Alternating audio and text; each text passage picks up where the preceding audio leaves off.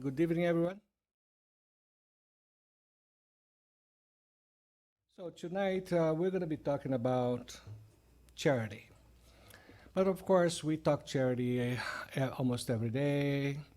There is tremendous opportunities throughout the year to talk about charity. So, why are we going to talk again about charity? Well, I think it is very important that we keep talking about that thing, which is not a thing, that will transform our lives, that will be the way to God, the way that Jesus Christ came here 2,000 years ago to tell us, to teach us about. And until such a day we understand what charity means to us, we are going to be still struggling finding our way to God. So it's never too much. You cannot overemphasize the benefit and the importance of charity.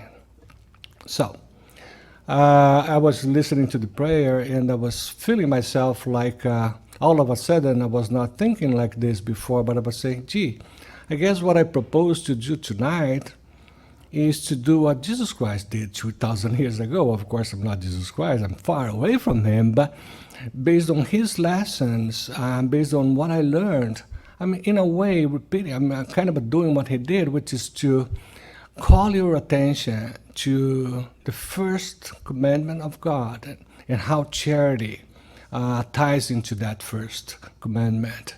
And at the end of the day, why it's important that we embrace charity as we should. Okay, so let's start by talking about this. Since we're talking about Jesus Christ 2,000 years ago, in the chapter 5 of our gospel, it starts with a little story, which is a parabola, or it's a way of, it's a story that Jesus was telling, disposing the number of people around him at that particular point. And the situation he was talking about is almost like the judgment day. In that judgment day, he didn't call it, but it's the day when Jesus, or here on earth, we are going to be separated, between the bad and the good guys, or in gospel terms, the sheep from the goats. So Jesus Christ was then explaining to the people around that there will be this day when the king is going to come over here, and all the nations, all the people, all of us will be in front of him, and the king will then separate the goats from the sheep, the good from the bad. And you protected me. I was sick, and you visited me. I was in prison, and you came to see me. So he was explaining why, the good people, the good guys, the sheep, are going to go to, he called, blessed of my Father, and take possession of the kingdom prepared for you. Okay, but then, those guys, they were honest people, they were good people, right? And they turned to Jesus and said, but Master, there's something wrong here. I don't remember doing any of what you just said. I never seen you naked, for example, when brought you some clothes. I never saw you starving and brought you something to eat. I never visited you in jail. So what are you talking about? And then here comes the biggest lesson of all. Well, tonight we're going to have some problems. Maybe let me try perhaps this one here. This.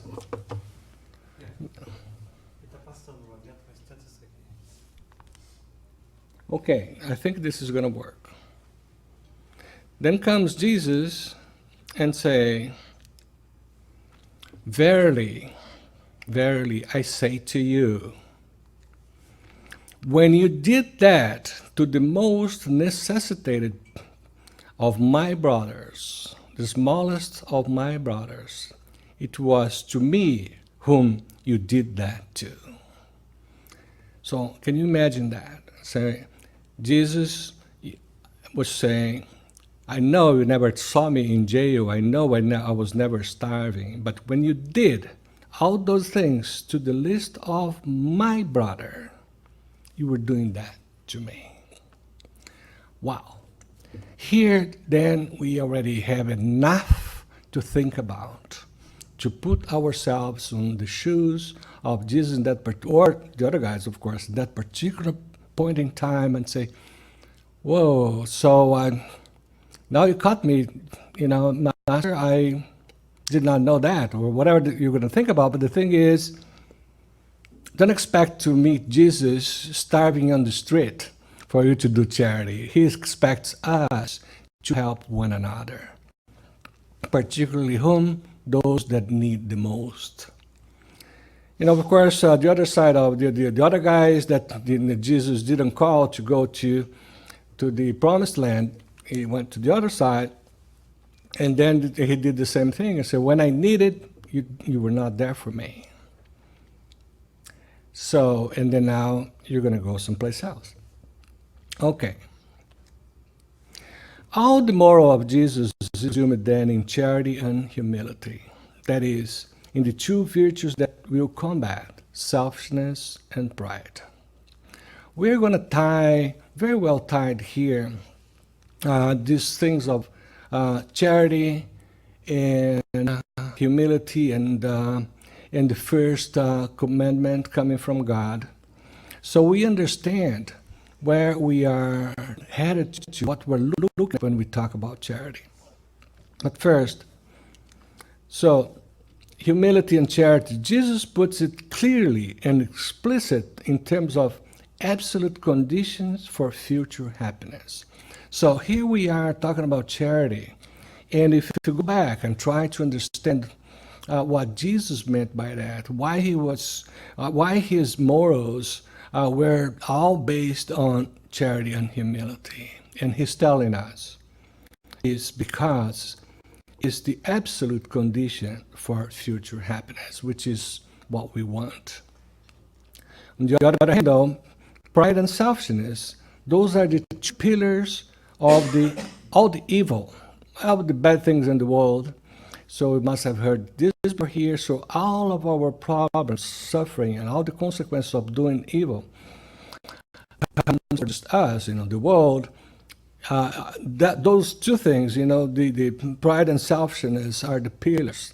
They are the source of all the things that we face in this world, including our suffering. But that's why Jesus he never missed a chance to combat pride and selfishness, and never missed a chance to boost, to talk about the charity and humility. So when you think about it, there's a lot of talking about charity and humility in Jesus' parables and all the passages that we find in our gospel. So charity is at the top of our obligation. So let's look at that. Jesus then one day, he added to the first commandment. The first commandment was, to love God above all things, above all. And then he added, and love your neighbor like yourself. Which later, or during his years, he expanded that to say, love one another like I loved you. So then from that became this golden rule: treat your neighbor how you'd like to be treated. It's a golden rule for all of us. If you treat your neighbor the way you wanted to be treated, and we all did that, we would all be doing what? We would all be loving each other, regardless of who you are, what you did.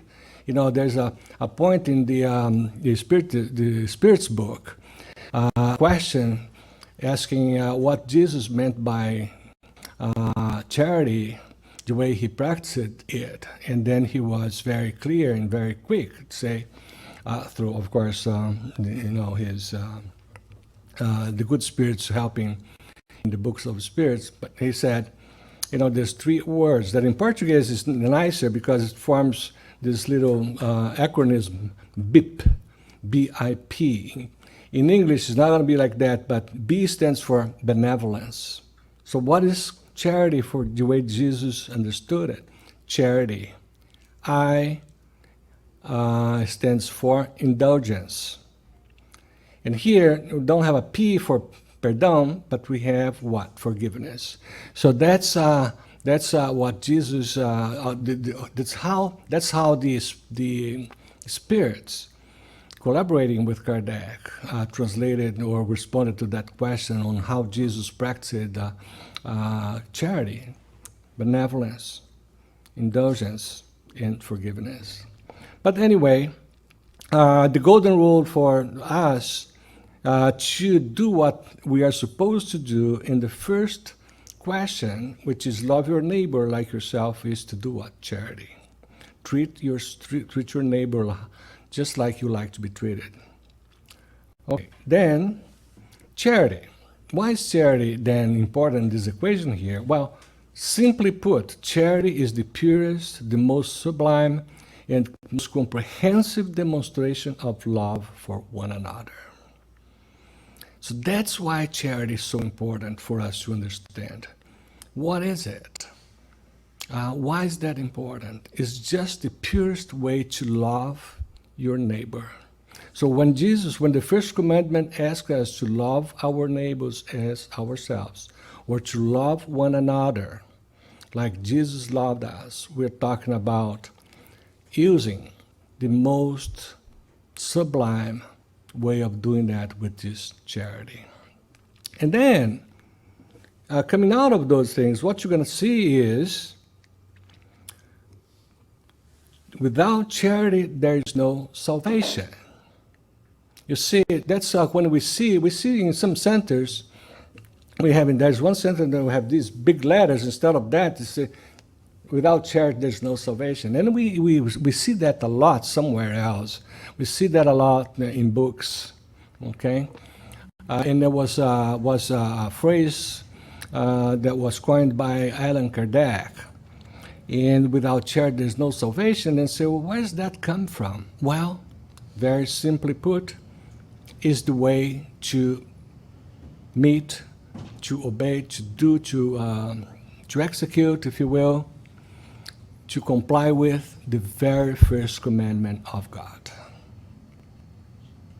So now we know when you see that phrase, you can tie it back to its origin, where it comes from, and then feel more embraced with it, feel more related to it, feel more motivated to do it. Okay? Charity is the only way to salvation. Jesus placed charity first because it implicitly implicitly embraced all of the other virtues. Humility, as we discussed, gentleness, benevolence, indulgence, justice, and everything, you name it. It's all behind charity. And that's because it is the absolute negation of pride and selfishness is at the top of the other side. And we're going to talk a little later about faith, for example. Is the faith the biggest thing we need? You're going to see the answers from the spirits in a minute. Okay. But then, what are the benefits of doing charity? And one of the things that motivated me to talk about charity, number one, is because I think it's definitely something important. And definitely something we don't pay attention too much, because we get used to the word. Like, for example, if I say to you, like we here in the States, they say, love you, love you, love you. Well, you say that so much that you don't pay attention to it anymore. It just come out of your mouth, right? Same thing with charity. I say, oh yeah, you've got to do charity too, yeah. But you don't think about that. What is the importance of that? And it is important that we stop and think about what we're talking about or thinking about. But what are the benefits of that? Let's see. Oh, I was saying that all of a sudden I became even more interested in talking about charity because I was reading this book from Euripides Barçanufo, one of the top guys in Spiritism many years ago, many decades ago. And the book was really about teaching, gospel to other people. And then he was talking about methodology of doing that and all that stuff, and saying that we have to, what we have to do is to teach the spirit, not the person. So there's a lot of things. But then in the very last chapter, I didn't expect to find there was about the benefits of charity. And then I started to read it. And then although it's not really new, and I said, maybe we don't talk much about that. Maybe we should. And that's why I brought this today here.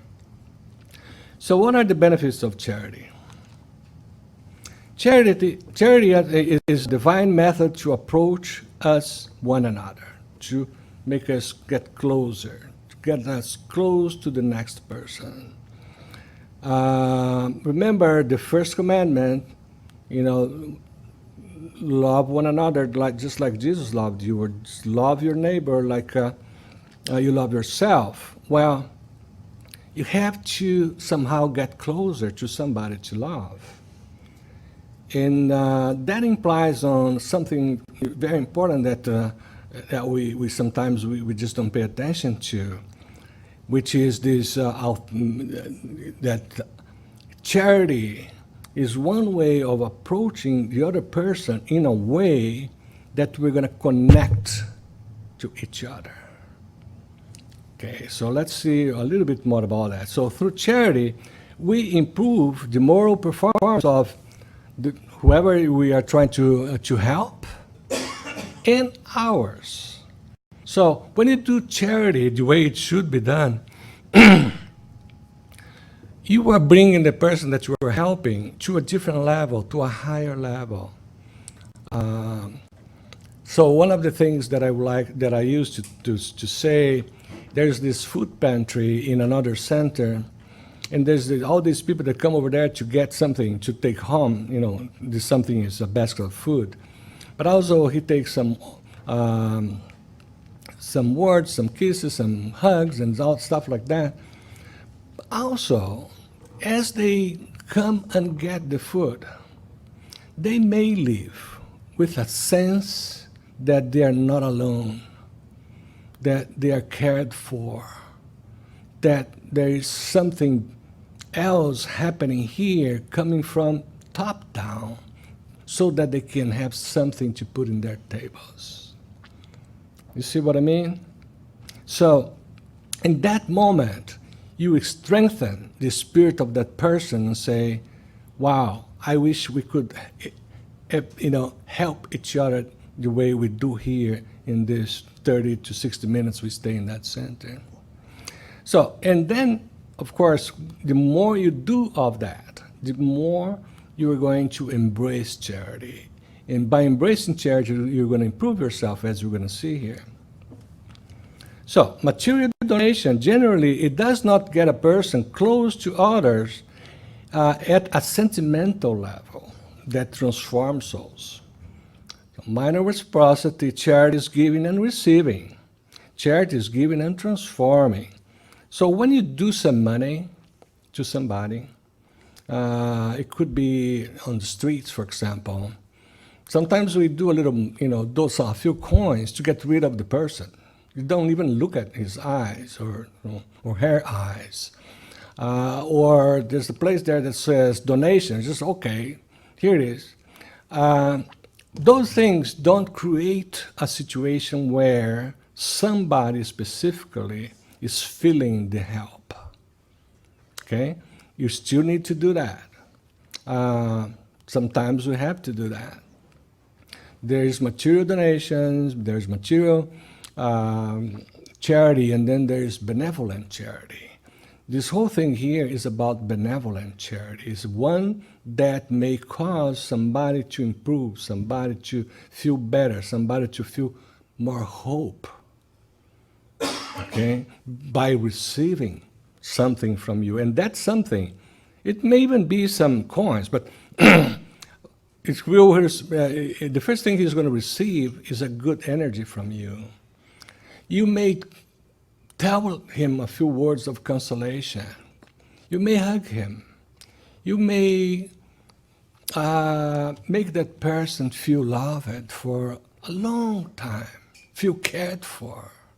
And that can create a whole new ballgame from that point onwards. So, material donation alone is not the charity that we need to practice more and more, although material donation helps, so we don't stop at that. Continuing with the benefits of charity. Through charity, we learn to share our things. The first thing we do, because we have a lot of, everybody suffers from this issue of attachment.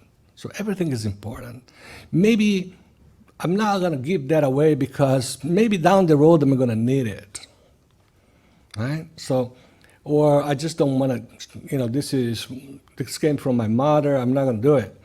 Or whatever your thinking process is, when you are into charity, those attachments, they go away. They open up your minds to giving something that's perhaps important to you. And one of the things that we can give and never get back is time to people.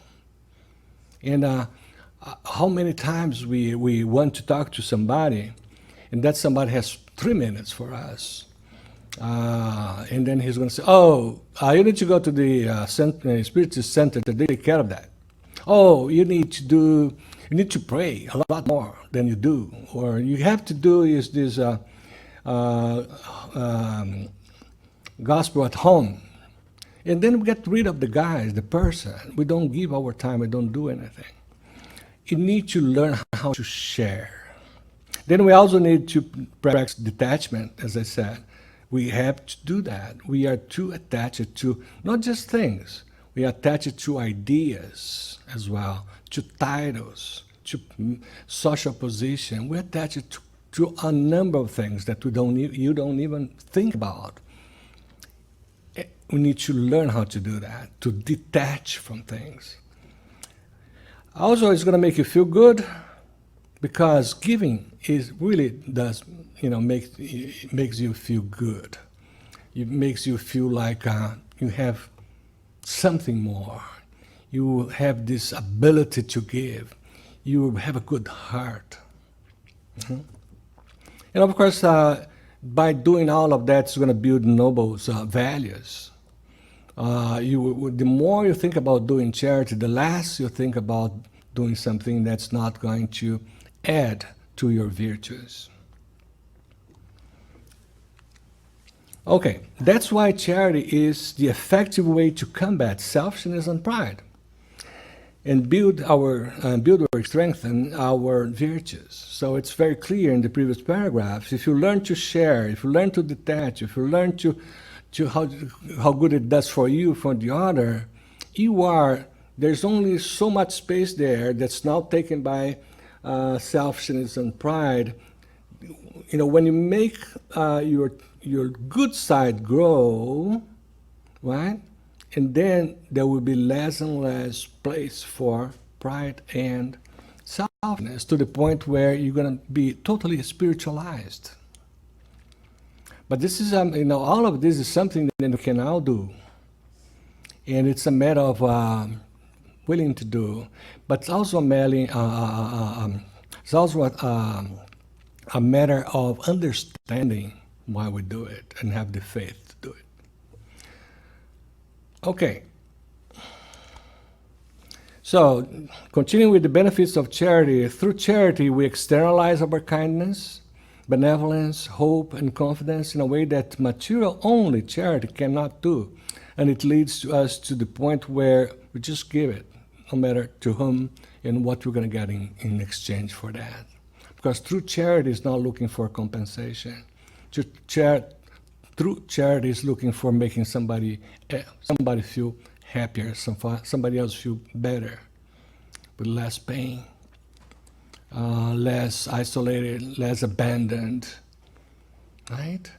Look at, I can't think of any better example than Mother Teresa. It's hard to find. Perhaps at the time of Saint Vincent de Paul, maybe at the time he was the king. He's still today. He is the one that is said to have been the founder of the modern way of doing charity. All we have today here, like these ONGs, right? The ONGs, the non-government organizations. So he did that in 1660 or so. Continue with the benefits of charity. The practice of charity has the power to transform us as it leads to the development of benevolent thoughts. We kind of covered that, thus directing the actions of the Spirit. So the more you do it, the more you transform yourself. Because the more you do it, the more you want to do of it. The more you want to get of that good feeling, of that good energy. Right? Going back to that food pantry that I was talking about in the other center. A lot of people go over there, one time just to see how it is, and then they cannot stop doing that. Right? Without the proper understanding of the meaning and the benefits of charity, our behaviors will tend to be dominated by selfishness. Once elevated by charity, our souls will get rid of vanity and arrogance and will learn to share. So again, is that concept of, there's only this space to be divided between selfishness and altruism and charity, right? Of being good. So the bigger this one will grow, the less of that, of the bad side is going to be there. There's a book from Hermance Dufault that's called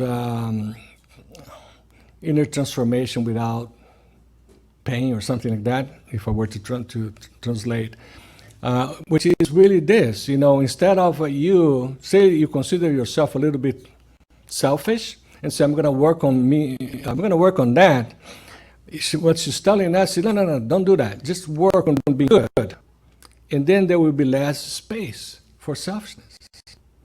And that's what it is here from Euripides Barçanufo. Okay. Now we move to, I guess we have some 15. So the faith and charity. That's now we're moving to chapter 11 of our gospel. And there's this protective spirit in the gospel that said, I have told you, this is like Jesus speaking, I have told you that charity without faith is not enough to maintain among men a social order capable of making them happy. I could have said that charity is impossible without faith. Okay, I put that in here because of this word and this concept of faith, right? Without faith, though, you're not gonna have the motivation to do anything, not even to live this life. We cannot live 1 second of our lives without faith, whatever that means to you. Even that you have the faith that you're going to become the president of the States, and even if you don't believe in God, you have that faith that's going to motivate you to get there. Here, the motivation, when it comes to faith, is faith in God. Faith that we've got to do what God told us to do. Faith in Jesus Christ that came to give us the shortest way between this world and the happy worlds. So, if you want to take some variation here and come back to the mainstream, that's up to us. He came over here, stayed here for 33 years, and he draw to us with examples the shortest way to happiness and to the spirit, to the happy world.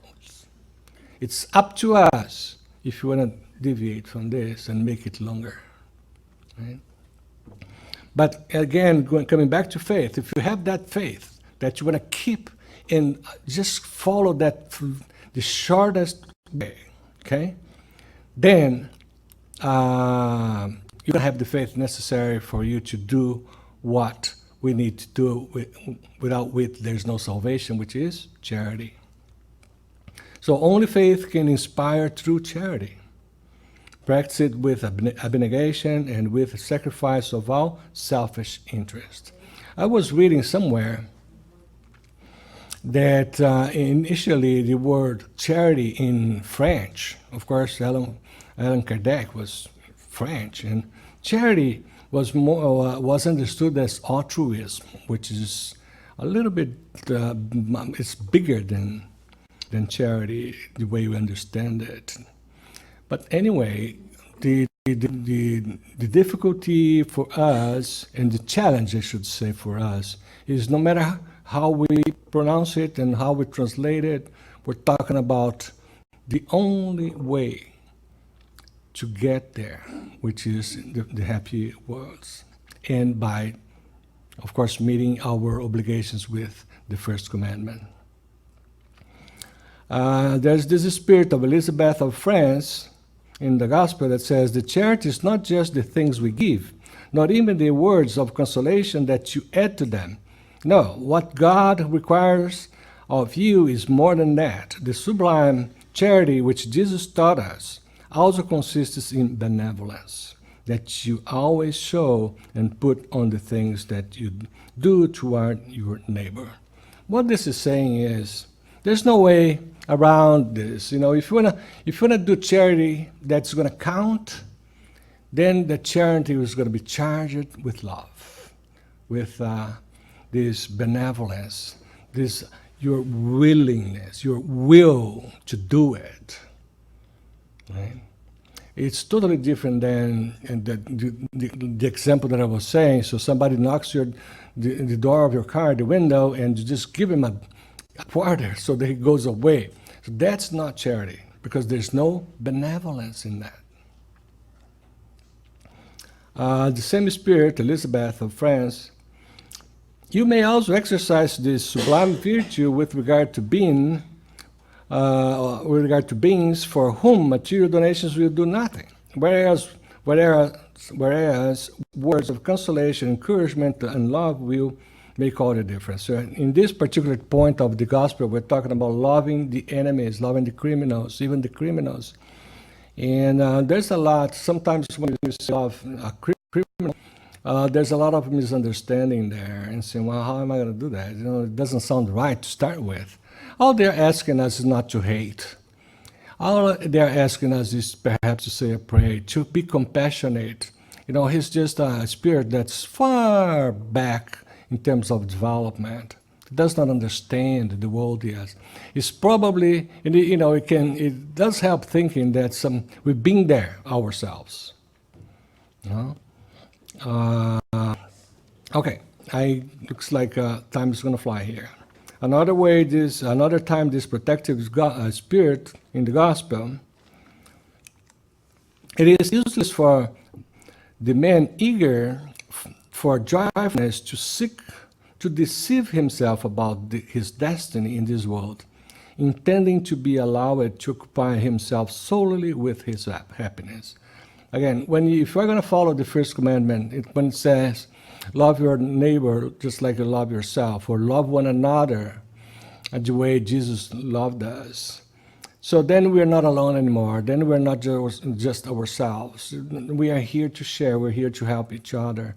So if you are too much interested in first protect yourself, and there won't be a limit for that, because once you get into that mode, nothing is going to be enough. So then you're not the route of meeting the first commandment. God created us to be happy in eternity. Okay, so total happiness is far away from here. far away from where we stand as a spirit. Terrestrial life, though, has to serve exclusively for moral perfection. We are here to work on our moral perfection so that one day we are going to be able to benefit, to enjoy this total happiness.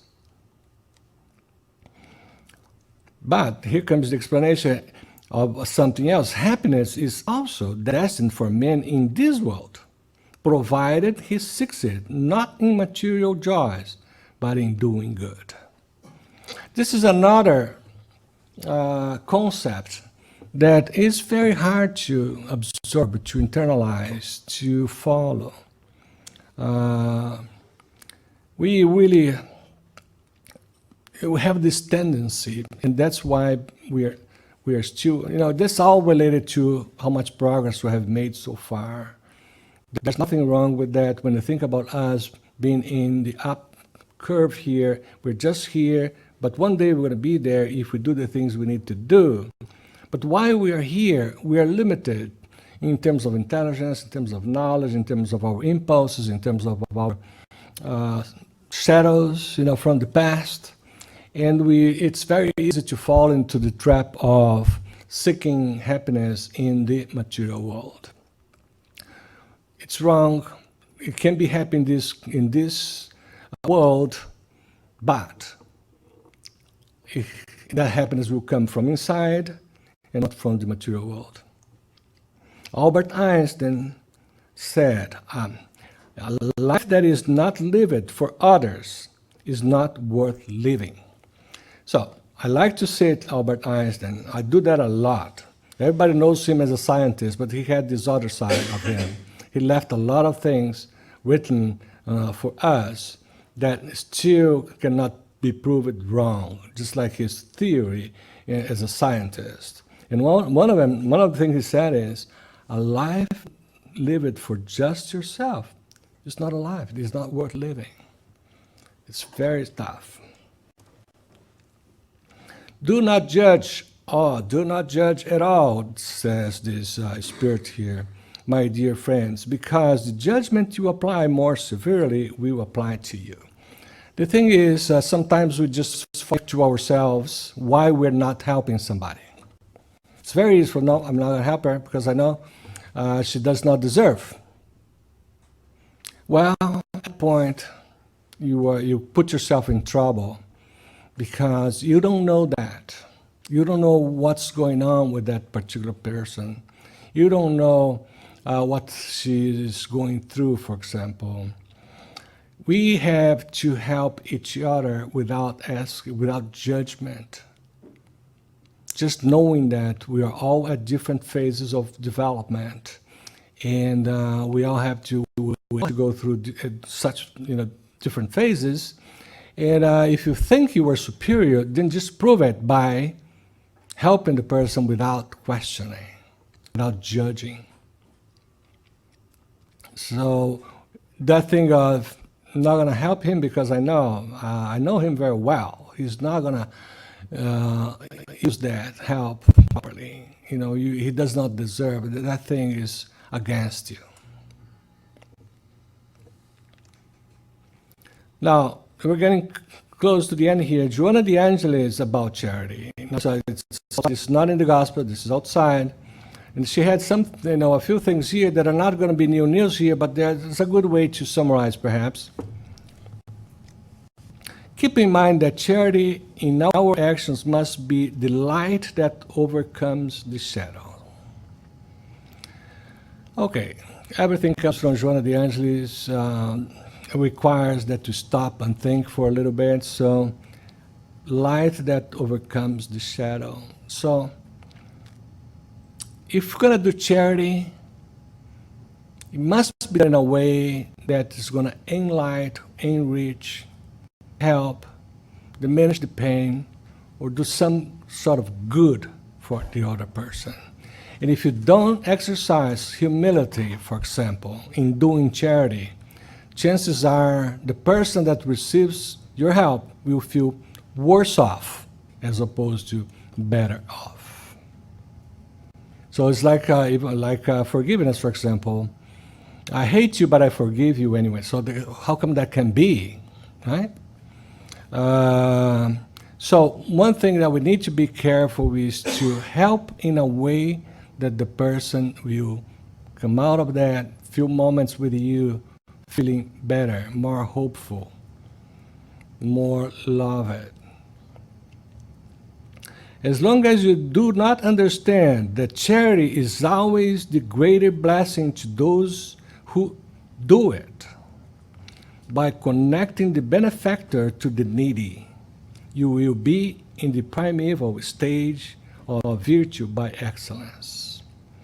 So, if you want to really, really capitalize on charity, this is another thing that's important. You've got to, number one, you're going to be the first beneficiary. You are growing. You are feeling better. You are exercising what we learn here. We are putting into practice something that's going to transform you. But also, you have to remember, if you want to accomplish that, you have to connect with the person you were going to do it. Have to be there for the person. You've got to say, I know you were going through some tough times. I know you've been suffering a lot. And I thought about one way perhaps I could help you a little bit. Because I think when you are, this whole thing goes, you go through this whole thing, you're going to come out better.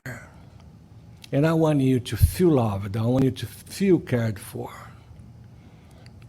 And then you are establishing that connection with the person that you are helping. That is going to be the key for his recovery, for his feeling better. So if you do not understand that, it's one of the answers is very tough. And she's saying, if you do not understand that, she's not saying this, but it's almost like saying you shouldn't be in this world, you should be in the primitive world. Right? That's tough, even tougher than that. So you may distribute hands full of coins. However, if you do not maintain the feeling of friendship towards the needy, you will not have achieved the essence of charity. Feeling friendship. So how many times we discussed, at least in my case, in my profession, how many times talking about compassion, acceptance? A lot of times. Have to have compassion. Have to have the ability to have compassion for everyone. If you don't have compassion, how are you going to help the person? It's not, for example, in psychology, there's no such a thing of applying a given formula.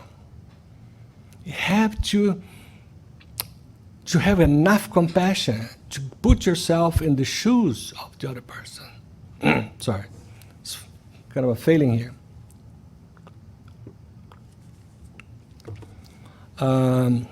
So friendship is important.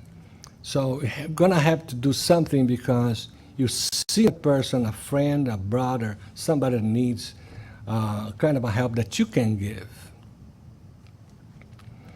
You may distribute clothing to the naked ones, yet if you do not offer them understanding and affability, you will remain in philanthropy. Everybody needs to understand the distance between philanthropy and charity. Philanthropy is much easier to do, and it's a good thing. I'm not saying it's a bad thing. So if you have $1 million to donate to Red Cross, go ahead and do it. It's a good thing to do. But it's not charity. It's philanthropy. Right? It's too important. But we're not learning to love, to share, as we said before. We're not learning to sit down with somebody in need and try to get him not just what he needs in that particular moment, but to plant the seeds of love, to bring in the consolation that Jesus brought to us 2,000 years ago. Okay. Before I jump to the last one, of course, for lack of time, I didn't bring it, but we have Jesus talking about humility and charity. It's tied, as we saw, to the first commandment. It's the only way to salvation. And don't make any mistake. Charity is, it comprehends, encompasses all the good virtues. So when you say about love, it's there. Humility, it's there. Compassion, it's there. You can name it. Okay? And have to have faith so that your charity is like we say here about rational faith. There's the rational charity is the one that understands what it means to your growth, to your transformation. It's fundamental. It's critical. And we heard from Jesus, as I said. We heard from many other spirits. But then there's one that gave us such strong words in a poem that he wrote 2,000 years ago as well. It was the Apostle Paul, when he wrote about charity.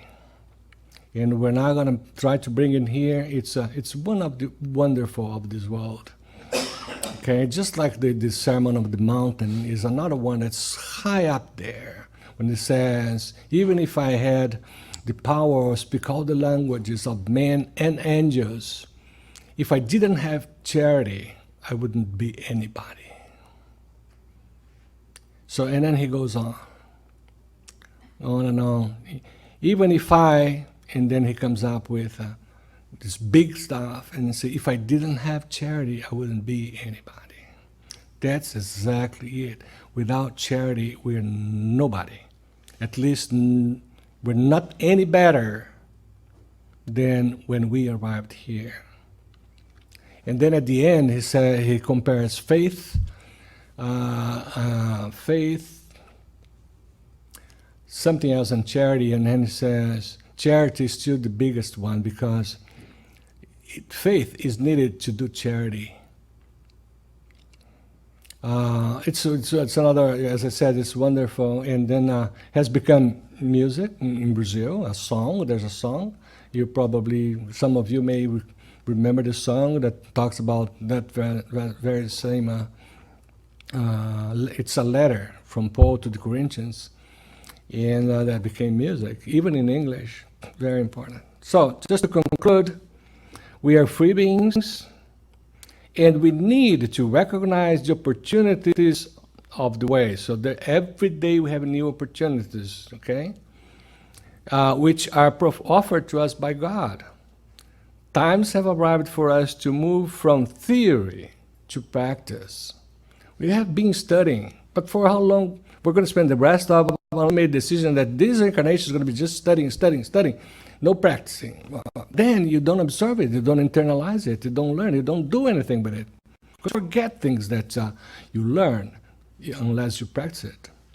It's time for humanity to discover the path of fraternity. Trying to remember who said that, but forgot now who said that, but there's enough food in this world. How come there's people striving, even kids striving to death? Starving to death. Okay?